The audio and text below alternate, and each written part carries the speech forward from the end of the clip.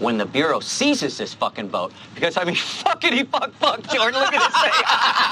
It's beautiful. You get the beautiful girls there. It's wonderful. All right, get the fuck off my boat. I'm sure we'll be seeing each other real soon. I'm sure. Good luck on that subway ride home to your miserable, ugly fucking wives. I'm gonna have Heidi lick some caviar off my balls in the meantime. Hey, you guys wanna take some lobsters for your ride home? Fucking miserable pricks. I know you can't afford them. Fucking cheap fucks. Fucking miserable pricks. Hey, fellas! Look what I found in my pocket! Look! A year's salary right here. What I call them? Fun coupons. See that? A fun coupon. Come on the sloop, John B. Bonjour à tous, bienvenue sur Prodify. On se retrouve cette semaine avec non pas une, mais 3 pépites en même temps. Alors je change un petit peu pour cette vidéo. Pourquoi 3 pépites? C'est parce que d'habitude, une pépite correspond à une narrative. Là, ce que je vais faire, c'est que je vais vous donner 3 pépites qui sont un peu des paris sur des narratifs qui n'ont pas du tout de vibe en ce moment, qui n'ont pas de force. Mais c'est vrai que si ces narratives reviennent, le fait d'avoir un petit market cap permettrait à cette pépite d'exploser. Donc c'est un petit peu plus spéculatif, c'est des paris un petit peu plus importants. Ça permet de se diversifier et lorsque ces narratives arriveront ou si elles reviennent, eh bien votre pépite peut vraiment faire de super performances.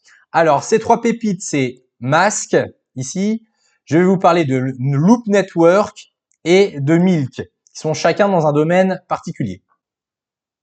On commence par le Mask. Alors là, on va être sur le domaine du Privacy Coin. Donc, plus précisément, là, on est sur un navigateur Internet, donc comme Google Chrome ou Mozilla, mais on va être sur de la privacy. Donc, c'est-à-dire que par rapport à si vous avez un Google Chrome, Google va avoir toutes vos informations. Bien évidemment, ils peuvent les divulguer, les monétiser, etc. Vous savez comment ça se passe. Donc, ça permet là de naviguer sur Internet en toute confidentialité. Voilà, vous gardez votre anonymat et puis c'est décentralisé. Donc normalement, personne n'utilise ce que vous faites, vos données pour les, comme je vous disais, pour les monétiser. Donc vous êtes vraiment anonyme sur le net. Donc s'agissant d'un coin, un privacy coin qui est rattaché à ce navigateur, là on va être sur le domaine de la privacy. Donc imaginons pour l'instant Monero est plutôt mort, il n'y a pas du tout de narrative privacy pour l'instant. Mais si ce narratif venait à revenir, sans doute que des tokens comme Zcash ou Monero, alors c'est surtout Monero qui est le gros coin dans cette narrative, explosent. Il y a de très fortes chances que les coins en faible market cap qui lui ressemblent explosent aussi. Et dans ces cas-là, si vous avez du Mask, vous pouvez surfer sur cette narrative, mais avec des multiples beaucoup plus importants. Donc pourquoi pas vous procurer du Mask, attendre que cette narrative explose. Alors après, il y a un risque qu'elle n'explose jamais, évidemment, il y a toujours un risque. Par contre, vous êtes déjà positionné, vous avez un petit token qui est hyper intéressant. D'autant plus que si on regarde le market cap, on a 8 millions, c'est vraiment rikiki. On voit la courbe, mais je vous montrerai la chart tout à l'heure, qui est hyper intéressante aussi. Vous pouvez en avoir sur Uniswap ou QuickSwap en décentralisé. Malheureusement, il n'y a pas de plateforme centralisée il y a Probit, mais qui est vraiment tout petit. Mais vous pouvez l'avoir uniquement en décentralisé, ce qui va bien avec le principe, puisque c'est du privacy et c'est du décentralisé total. Autre élément qui est très important, c'est évidemment le graphique, puisqu'il est hyper intéressant. Vous voyez qu'on avait le creux en septembre 2022, on fait une première montée, on refait un creux ascendant, on remonte, creux ascendant. Donc pour l'instant, on fait que des creux et sommets ascendants. Si on regarde la première montée, qu'on met un petit Fibo, on va voir que la zone, voilà, on a retracé en zone de rechargement, la zone bleu clair. Et ensuite, si on prolonge à l'ATH ponctuel qu'on a fait le 5 décembre 2023, on est à nouveau en zone de rechargement. Donc en fait, on pump, on casse le dernier ATH et on retourne à chaque fois en zone de rechargement. On est pile en zone de rechargement. Là, depuis l'ATH, si on veut être un peu plus précis, on a dû faire un moins 60 avec elle, ouais, c'est ça, moins 65. Donc c'est vraiment des zones de rechargement, des super zones. En plus, vous voyez, là au niveau de la ligne rouge, on est en train de retester le gros W de l'été dernier 2023. Donc j'ai envie de vous dire, si vous voulez rentrer sur Mask, c'est maintenant ou jamais. Hein. Des super prix, super configuration graphique. Après, est-ce que les privacy coins vont pumper? Ça après, on ne lit pas l'avenir. On continue avec le Milk. Alors le Milk, lui, ça va être un token de métaverse. Vous voyez, c'est une plateforme de métaverse. Leur but, c'est de faire l'intégration entre des outils de Web3 et puis tout ce qui est TV, médias, gaming, métaverse, voilà. C'est allemand, c'est un projet allemand, et voilà, ils veulent mélanger un peu tous ces domaines pour faire une énorme plateforme média, métavers streaming, donc qui s'appelle Milk. Le token Milk, alors sert pour payer bien évidemment sur le métaverse. Vous pouvez staker vos tokens Milk, vous pouvez voter, hein, ça c'est le grand classique, et vous pouvez également l'utiliser pour acheter des films sur le métaverse. Donc le métaverse, pareil, est pour l'instant pas très en forme, mais si notamment Mana Decentraland ou Sandbox viennent à exploser, on peut supposer que tous les petits tokens de métaverse vont le suivre, et donc Milk est un super candidat, parce que vous voyez, on n'est qu'à 23 millions de capitalisation boursière, donc c'est vraiment très très faible. Sachant que dans pas très longtemps, en plus, Apple va sortir son casque Apple Vision, donc pourquoi pas une poussée lors de cette sortie.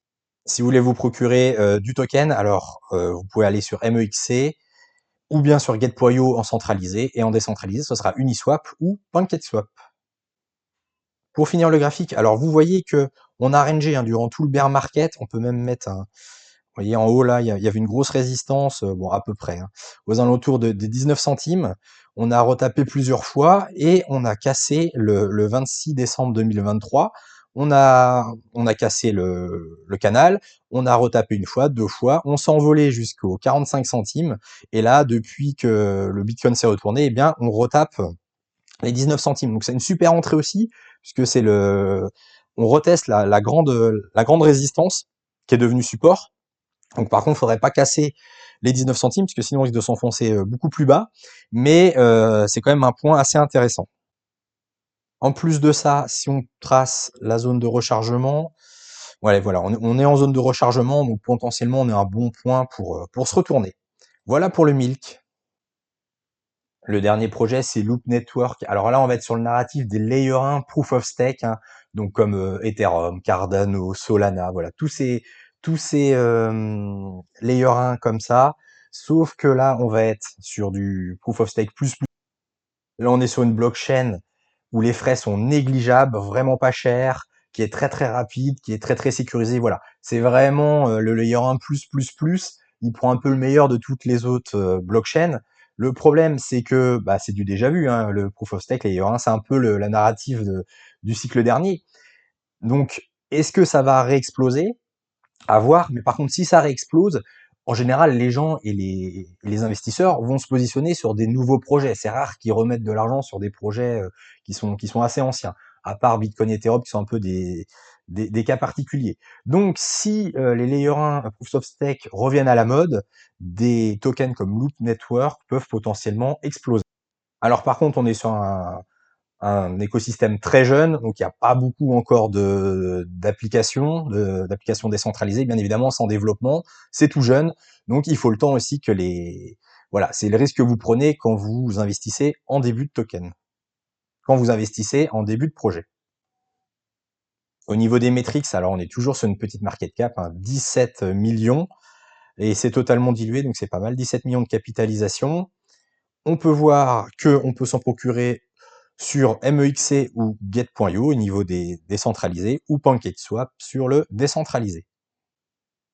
Et pour finir le graphique, alors il est très intéressant parce que vous voyez, tout 2022 on a latéralisé, on faisait des W dans des W dans des W, on a cassé en mars 2023, on a fait une énorme montée, je sais pas combien on a fait, mais on a dû bien monter, on est quasiment à x7, ensuite ça a retracé, alors je pense qu'on a retracé jusqu'en zone de rechargement, on va prendre le bal haut. Oui, zone de rechargement, on a même passé en dessous les 788,6, un tout petit peu en dessous, mais là actuellement on est dans la zone de rechargement. Depuis là ça va bientôt faire un an, on relatéralise, on fait des W, donc eh bien potentiellement on attend la prochaine grosse explosion. Voilà, c'est tout pour cette semaine. N'hésitez pas à liker si vous aimez ce genre de contenu, ça aide la chaîne à se développer, et de mon côté, je vais vous retrouver bien évidemment la semaine prochaine pour une nouvelle pépite. Allez, ciao, bonne semaine.